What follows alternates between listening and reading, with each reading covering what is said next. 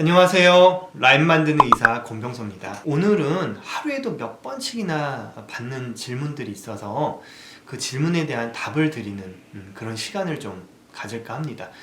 최근에 모 영상에서 히알루론산 필러의 부작용에 대한 논문을 갖고 와서 필러를 사용하면 안 된다 그런 식으로 이야기를 해서 큰 파장을 일으켰는데요. 찬찬히 그 내용을 좀 들여다보겠습니다. 이건 제 개인적인 사견이 아니고요. 필러 시술 경험이 많은 그런 의사 선생님들의 공통된 의견이라는 것을 미리 좀 말씀드리겠습니다.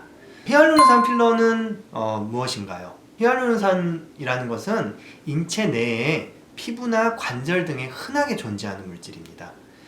이 물질을 조직의 보충제로 활용한 것이 바로 히알루론산 필러입니다. 히알루론산은 우리 몸속에 있는 히알루로니다제라는 효소에 의해서 쉽게 분해가 돼요.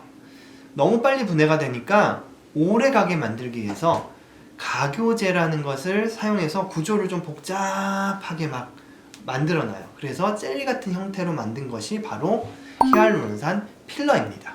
히알루론산 필러는 얼마나 연구가 많이 되어 있을까요? 히알루론산 필러에 대한 논문은 그냥 인터넷에서 검색만 해도 그냥 한 1000개 넘게 이렇게 검색이 됩니다. 그 정도로 굉장히 많이 연구가 되어 있는데 부작용이 염려되니까 사용을 하지 말라는 논문은 단 한 개도 없습니다.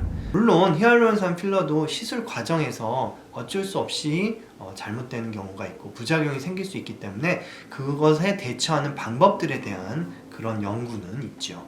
근데 왜 동영상에서는 그렇게 말한 것일까요? 이제 본격적으로 내용을 좀 설명을 드리겠습니다.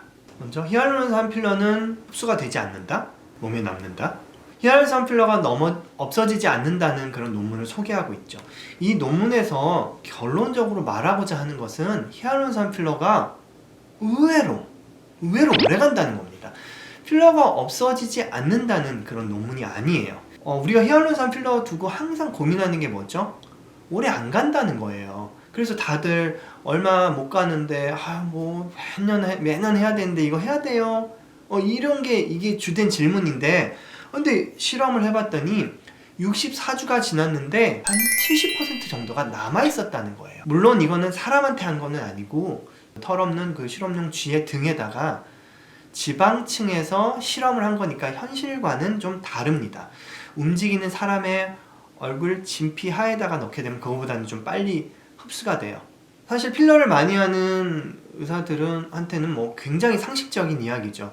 제가 항상 그러잖아요. 얼마나 가요? 그러면 제가 1년 지나면 한 70% 정도 남습니다. 그러니까 그때 봐서 조금 부족해 보이면 조금 보충하세요. 이렇게요. 조직이 자라 들어와서 문제다. 이것도 매우 잘 알려져 있는 내용입니다. 필러가 없어져서 문제인데 우리 조직이 자라 들어간다? 정말 그렇게 자라 들어갈 수만 있다면 그보다 더 좋은 필러가 없죠. 이물질을 넣었는데 그게 우리 조직으로 바뀌었으니까요. 하지만 실제로는 그닥 그렇게 많이 조직이 자라 들어오지 않는다는 그런 논문도 많이 있습니다. 그래서 만약 이거는 사실 좋은 내용이에요. 우리 조직으로 대체된다는 내용이니까. 히알루로니다제에 의해서 잘 녹지 않는다. 히알루론산 필러는 히알루로니다제라는 효소에 의해서 녹일 수가 있습니다. 그런데 필러의 물성이나 결합의 정도 또는 이제 구성 등에 따라서 필러가 녹는 정도는 좀 달라요. 그리고 이제 문제가 있는 필러들이 분명히 있어가지고 오래되면 이제 캡슐을 형성해서 잘 녹지 않고 다 녹지 않기도 합니다. 그래서 좋은 필러를 사용해야 하는 이유가 바로 여기에 있습니다. 필러를 맞았더니 뼈가 흡수돼서 구멍이 났다. 중국 논문 정확하게 말하면 그냥 케이스 리포트를 소개를 하고 있습니다. 그런데 상식적으로 필러에 의해서 뼈가 흡수될 정도라면 굉장한 압력이 뼈에 주어져야 되는데 이 젤리 같은 필러가 뼈를 누르겠습니까? 아니면은 바깥으로 이렇게 볼록하게 나오겠습니까? 만약에 이 케이스에 나타난 뼈의 흡수가 필러에 의한 게 맞다면, 이 케이스가 사실이라면 가능성 있는 것은 대량의 필러를 이 부위, 여기다 왜 필러를 넣는지는 모르겠어요. 근데 이 부위에다가 대량의 필러를 골막 밑으로 넣어서 그 압력이 굉장히 대단했어야 가능한 그런 상황인데, 세상에 이쪽에 골막에다가 필러를 우겨 넣는 그런 의사는 없습니다. 잘 들어가지도 않고요. 오히려 우리가 이제 보형물을 수술을 많이 하는데요. 필러 대신 보형물 수술을 할 때는 골막을 이렇게 들어서 그 밑에다 딱딱한 보형물을 넣게 되죠. 그 압력에 의해서 뼈가 흡수되는 그런 논문은 굉장히 많습니다. 그렇다면 필러가 아니라 오히려 보형물을 안 하는 것이 더 현명하겠죠. 결론을 이제 말씀드리겠습니다. 매우 흔한 주제의 논문을 가지고 와서 저자의 의도와는 좀 다르게 해석한 경우라고 보시면 됩니다.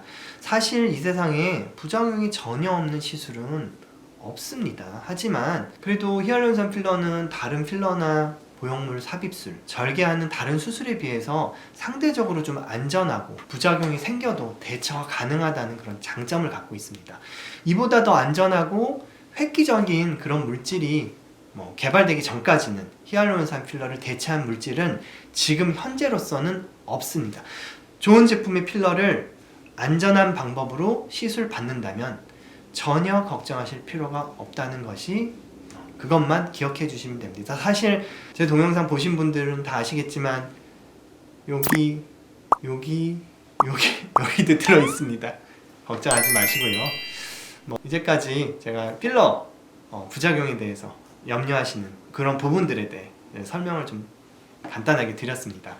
이상 라인 만드는 의사 권병소였습니다. 감사합니다.